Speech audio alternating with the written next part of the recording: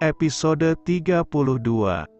Waktu terus berlalu, tak terasa hari H pernikahan Gio dan Mita dilaksanakan. Seperti permintaan Mita, tak banyak yang tahu dengan pernikahan mereka. Hanya beberapa kerabat dan keluarga saja yang datang memberikan selamat. Kamu cantik, bisik Gio saat pengantin baru ini berdiri menyalami para tamu undangan. Mita hanya menunduk malu. Dengan balutan kebaya putih membuat Mita menjadi ratu untuk kedua kali ini. Bu Hani menangis haru karena akhirnya Mita menemukan tambatan hatinya lagi. Meskipun yang pertama sempat gagal, tapi Bu Hani berharap tidak ada kegagalan lagi. Ibu titip Mita iyo.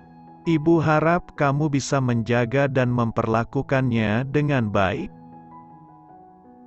Bu,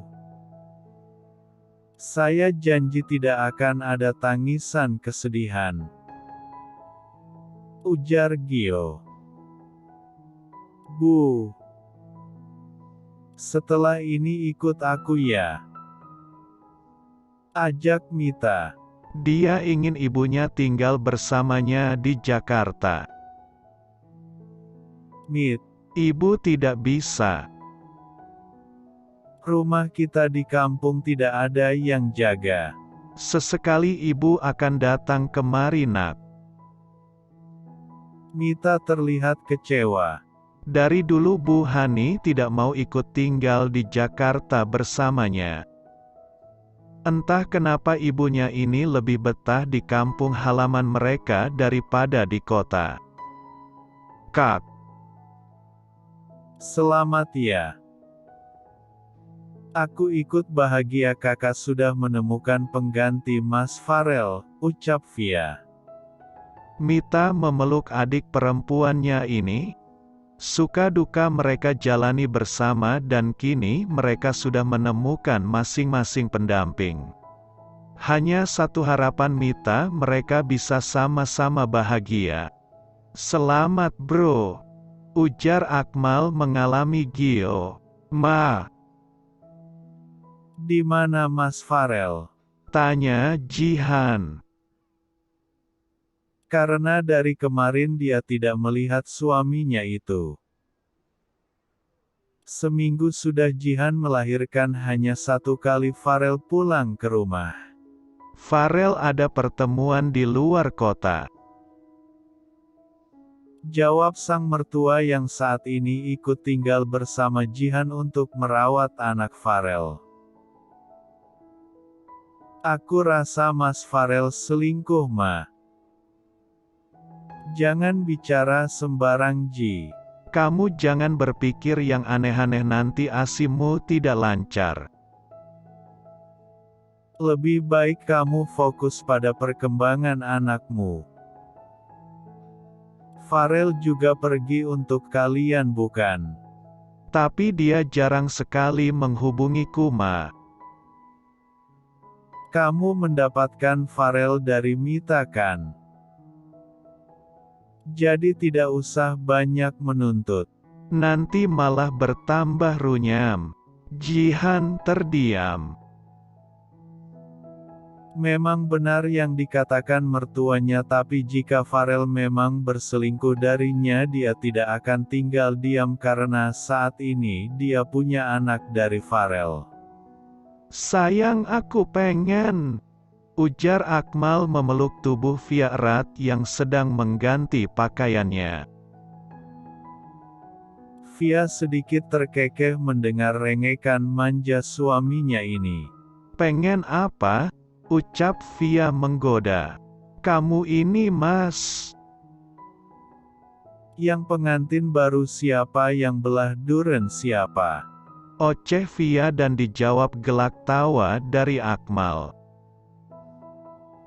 Akmal dan Via malam ini juga ikut menginap di hotel tempat dia adakan pernikahan Gio dan Mita pagi tadi. Bahkan ibunya pun juga ikut menginap. Di hotel yang sama. Via menggigit bibir bawahnya menahan lenguhan karena perbuatan suaminya ini. Beberapa hari terakhir ini, tubuhnya memang sangat sensitif. Via ingin selalu berdekatan dengan Akmal, begitu juga dengan Akmal yang mulai terbiasa bersama Via.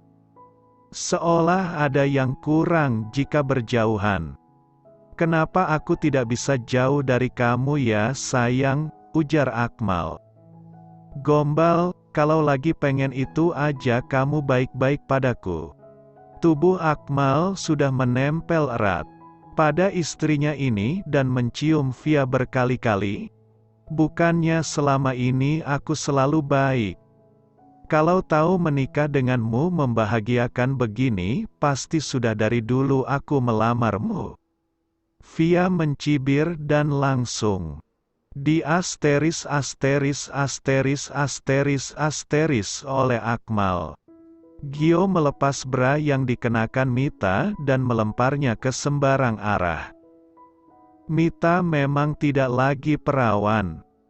Tapi dia juga masih malu untuk bercinta dengan suaminya ini. Mita hanya mampu memejamkan mata saat ini. Karena dia belum tahu harus berbuat apa. Dia masih canggung dengan semua ini. "Bagaimana? Kamu sudah basah," bisik Gio. Mita terengah-engah menahan perasaan yang ditimbulkan dari setiap sentuhannya. Gio memasukkan P***G ke dalam mulutnya dan mempermainkannya dengan lidah. Mita ingin menjerit tapi tertahan. "Jangan ditahan. Aku ingin dengan suaramu," ucap Gio perlahan membuat bulu kuduk Mita berdiri. Gio membaringkan Mita dan mulai menaiki istrinya ini. Memang tak terlalu sulit, tapi Mita benar-benar membuat Gio menggila. Tubuh mulusnya mampu mengalihkan dunia Gio. Dia beruntung bisa menikahi janda cantik ini. Malam ini menjadi malam panjang untuk pengantin baru ini. Akmal dan Via saling lirik saat pengantin baru ini keluar untuk sarapan bersama. "Kesiangan, bro," goda Akmal membuat Mita menunduk malu sedangkan Gio memukul pelan lengan iparnya ini. "Ayo makan," ajak Bu Ratih menarik satu kursi untuk sang menantu. "Mau yang mana sayang?" tanya Bu Ratih pada Mita membuat Ibu Mita yang melihatnya tersenyum kecil. Bu Ratih memang sangat menyayangi anaknya. Beruntung Mita bisa menjadi bagian dari keluarga ini, pikirnya. "Sayur saja Bu," ujar Mita pelan. "Harus banyak makan Kak.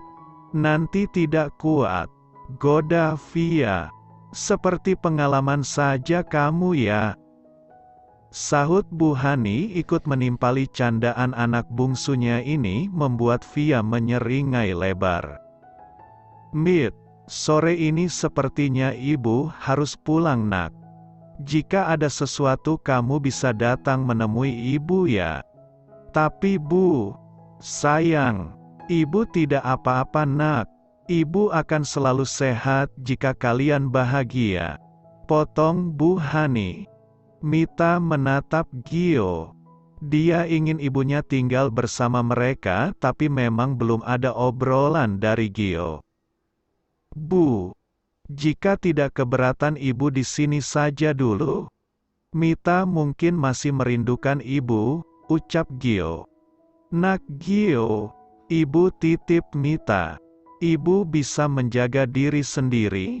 Dulu juga ibu tinggal sendiri, bukan? Jadi tidak ada yang perlu dikhawatirkan. Nanti ibu minta pada Hana untuk menemani ibu di rumah." Jelas Bu Hani lagi. Hana adalah keponakannya. Bu Hani sudah terbiasa di kampung karena keluarganya masih banyak di sana. "Kalau itu yang ibu mau, kami bisa apa?" Nanti saya akan minta sopir untuk mengantarkan ibu pulang. Dan saya akan berikan 1 orang pembantu untuk ibu di sana. Agar ibu tidak sendirian, ujar Gio. Tidak perlu nak, Bu. Benar kata Gio. Ibu harus ada yang menemani di rumah. Jika ibu perlu sesuatu hubungi kami. Jawab Akmal dan diangguki Bu Hani.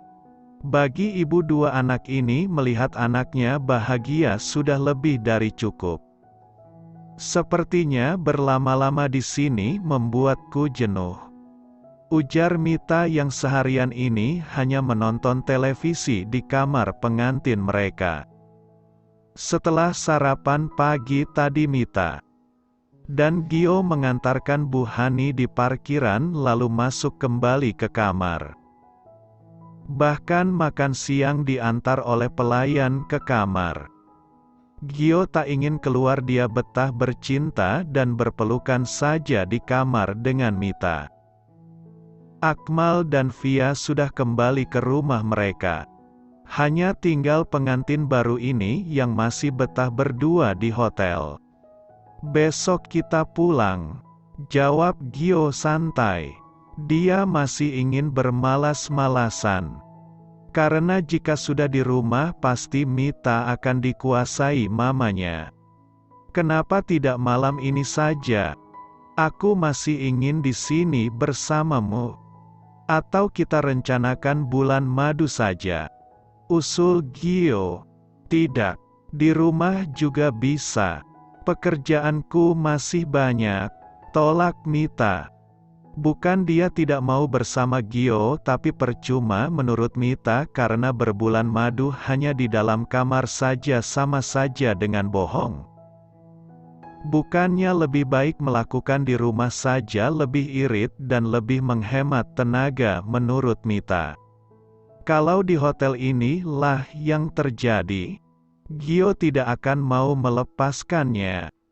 Tiba-tiba Mita membayangkan jika Gio lelaki pertama yang mengambil keperawanannya. Mungkin saja saat ini dia tidak bisa berdiri lagi karena kelelahan. Mita menggelengkan kepalanya sambil tersenyum kecil membuat Gio curiga. Kenapa? Tidak, tidak ada apa-apa, hanya saja sedang bahagia. Elak Mita. Benar kamu bahagia? Aku harap ini pernikahan terakhirku. Gio memeluk tubuh Mita erat dan menciumnya berkali-kali.